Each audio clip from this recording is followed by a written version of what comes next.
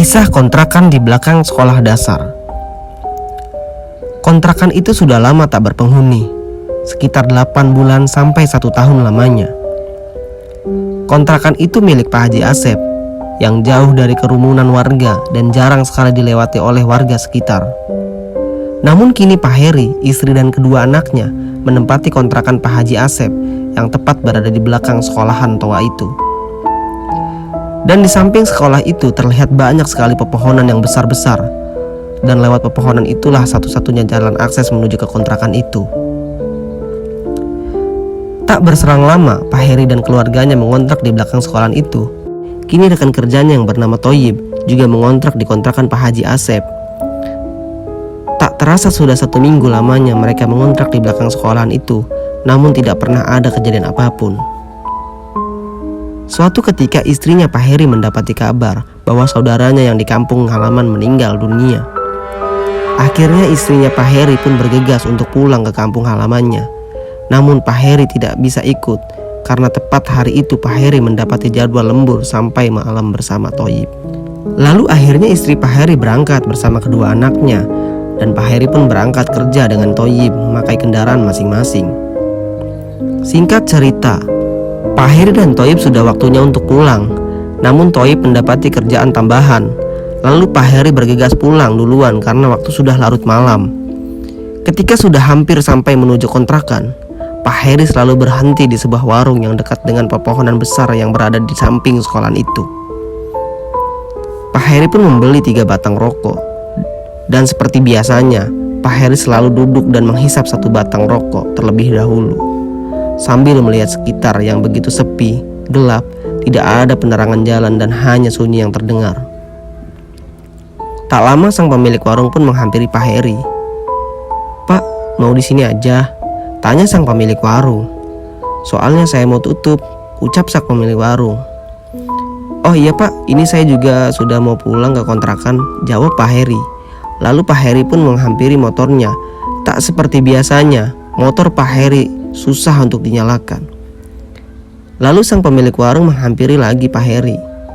"Motornya kenapa Pak?" tanya si pemilik warung. "Oh nggak apa-apa Pak, kayaknya ini mah cuma businya aja," jawab Pak Heri. "Mau saya bantu stepin motornya Pak?" ucap si pemilik warung. Namun Pak Heri menolaknya karena takut merasa direpotkan. "Sudah Pak, nggak apa-apa. Kalau Bapak mau tutup warungnya, tutup aja Pak. Biar saya sendiri aja sambil menunggu orang yang lewat," ucap Pak Heri. "Bener gak apa-apa, kalau gitu saya tutup ya Pak, soalnya saya sudah ngantuk banget," ucap si pemilik warung. Kemudian Pak Heri mendorong motornya. Lalu Pak Heri melihat seseorang yang sedang berjalan. "Kayak si Thoyib." "Thoyib bukan ya?" ucap Pak Heri. Orang itu semakin mendekat. "Nah benar kan si Thoyib?" ucap Pak Heri. "Yib, kok kamu jalan kaki?" tanya Pak Heri. "Oh iya Pak Heri, motor saya ditinggalin di sana Pak," jawab Thoyib. "Oh ya sudah, tolong dorongin motor saya Yib, gak biasanya motor saya mati begini," ucap Pak Heri. Akhirnya Thoyib pun membantu mendorong motor Pak Heri. Sambil mereka berdua mengobrol, tepat saat berada di jalan pepohonan besar yang berada di samping sekolahan itu, Thoyib pun berhenti. "Oh iya Pak Heri, saya lupa. Tadi sore katanya ayam saya bertelur di bawah pohon pisang yang ada di dalam sekolahan itu," ucap Thoyib. "Tolong temenin saya ambil telur ayam itu yuk Pak. Nanti Pak Heri gak usah ikut naik, tunggu di balik dinding itu aja Pak," ucap Thoyib lagi. Akhirnya Pak Heri ikut menemani Thoyib untuk mengambil telur ayam yang ada di sekolahan itu. Lalu mereka pun berjalan menuju ke dinding samping sekolahan yang tingginya sedada Thoyib dan Pak Heri. Langsung saja Thoyib memanjat dinding itu. "Pak Heri tunggu di sini aja ya, sambil liatin motor biar saya yang masuk sekolahan," ucap Thoyib. Selang beberapa menit, kemudian Pak Heri memanggil-manggil Thoyib. "Yib, Yib, kok lama banget?" ucap Pak Heri. Karena tidak ada jawaban dari Thoyib, akhirnya Pak Heri pun memanjat dinding itu. Namun Pak Heri tidak mendapati adanya Thoyib. Langsung Pak Heri pun turun dan menghampiri motornya dengan perasaan yang aneh dan janggal. "Kayaknya si Thoyib langsung ke kontrakan deh lewat belakang sekolahan," ucap dalam hati Pak Heri. Saat Pak Heri hendak ingin mendorong motornya, terlihat sorotan lampu motor yang menghampiri ke arahnya. "Pak Heri lagi apa di sini?" Toyib? Ternyata itu adalah Toyib. Kenapa Pak Heri kaget gitu? Ucap si Toyib. Bukannya kamu tadi masuk ke dalam sekolahan itu, terus kamu juga bilang motor kamu ditaruh di tempat kerja, ucap Pak Heri. Pak Heri ngomong apa sih? Ini kan saya baru pulang, Pak Heri. Pak Heri juga tahu kan tadi saya ada kerjaan tambahan. Malah saya yang bertanya sama Pak Heri. Pak Heri ngapain di sini? Saya kira Pak Heri udah pulang, ucap Toyib. Kamu nggak bercanda kan, Yip? Saya tuh inget banget tadi kamu tuh datang ke sini jalan kaki, terus kamu minta antar saya untuk ke sekolahan itu, ucap Pak Heri. Lalu langsung saja ucapan Pak Heri ditepis Toyib. Ah, udah Pak Heri, nggak usah bercanda. Udah sini biar motor saya setepin Pak Heri, ucap Toyib. Sambil kebingungan, Pak Heri pun mempersilahkan Toyib menyetep motornya. Lalu ketika sampai di kontrakan, Pak Heri pun langsung saja memasukkan motornya, begitupun Toyib. Selang saat Pak Heri sedang memasuki motornya, tiba-tiba si Toyib memanggil. Lalu Pak Heri pun menghampiri si Toyib. Ada apa, Yip? Ucap Pak Heri. Toyib mengajak membeli kopi. Warung depan kan udah tutup, Yip, ucap Pak Heri. Oh iya, kita cari warung aja yang masih buka sambil ngobrol aja, ucap Toyib. Oh, yaudah pakai motor kamu aja ya, Yip.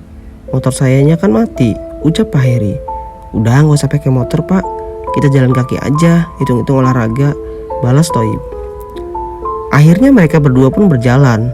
Namun ketika tepat berada di bawah pohon besar samping sekolahan itu, tiba-tiba Toyib berhenti. Oh iya Pak Heri, saya lupa. Tadi sore katanya ayam saya bertelur di bawah pohon pisang yang ada di dalam sekolahan itu, Pak, ucap Toyib.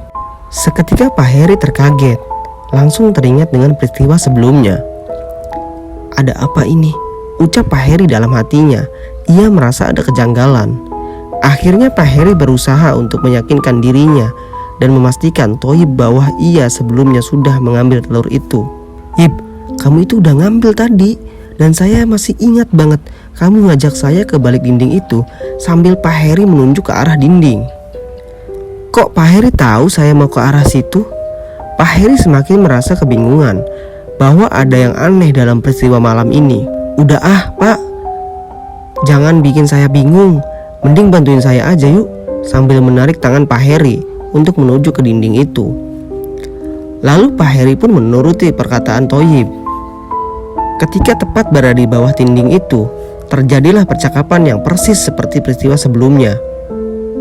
Pak Heri pun semakin merasa kebingungan dan cemas. Sebenarnya apa yang terjadi? Ucap Pak Heri dalam hati. Rasa penasaran Pak Heri pun semakin besar. Akhirnya Pak Heri mencoba untuk mengecek apa yang sebenarnya dilakukan oleh Toyib. Pak Heri pun mencoba untuk memanjat dinding itu sambil memanggil nama Toyib. Yip, Yip, Toyib. Saat ketika tepat berada di atas dinding itu, Pak Heri pun dikagetkan dengan sosok kain yang terikat, yang terlihat seperti pocong, yang melompat-lompat tepat di samping pohon pisang. Sontak Pak Heri pun terjatuh dari dinding itu dan mencoba untuk lari, namun langkahnya terasa seperti ada yang menahan kakinya. Akhirnya dengan berusaha mencoba untuk lari, Pak Heri pun sampai di kontrakan dengan tergesa-gesa dan panik. Masuklah Pak Heri ke dalam kontrakan itu dan langsung masuk ke dalam kamarnya dan lupa menutup pintu bagian depan. Setelah keesokan harinya dan pagi tiba, Pak Heri mendengar suara motor di kejauhan. Semakin dekatlah suara motor itu, Pak Heri pun langsung melihat melalui jendela kamarnya. Dan Pak Heri dibikin kaget kembali. Ternyata yang membawa motor itu adalah Toyib. Sontak Pak Heri pun merasa semakin takut. Akan terjadi apa lagi nih? Ucap Pak Heri dalam hati. Lalu tiba-tiba Toyib memanggil Pak Heri. Pak Heri? Pak? Pak Heri udah bangun. Sambil ingin masuk ke rumah Pak Heri karena pintunya terbuka. Seketika Pak Heri pun keluar. Yip, mau ngapain kamu kesini, Yip? Sambil merasa cemas dan ketakutan. Pak Heri kenapa? Kok kayak ketakutan melihat saya? Apa yang telah terjadi, Pak? Tanya Toyib. Ini kamu dari mana, Yip? Terus kamu semalam setelah dari sekolahan itu, kok kamu ngilang gitu aja, Yip? Ninggalin saya? Toyib pun merasa ada yang aneh dengan Pak Heri dan mencoba untuk menenangkannya. Pak Heri pun menceritakan semuanya yang telah terjadi pada malam itu. Namun Toi pun terkaget karena malam itu ia tidak pulang. "Pak Heri, saya kan lembur. Kan Pak Heri juga tahu. Saya ada lemburan, ada tambahan kerja. Ini aja saya baru pulang, Pak." Pak Heri pun semakin yakin bahwa yang terjadi semalam bukan dirinya. Toi pun tidak percaya dengan peristiwa yang dialami oleh Pak Heri. Dan selang beberapa hari kemudian, setelah kejadian itu, mereka pun pindah dari kontrakan tersebut. Dan ternyata banyak orang yang sudah mengontrak di kontrakan itu, tapi tidak pernah lama karena sering diganggu oleh makhluk yang ada di sekolah dasar itu. Cukup sekian dan terima kasih.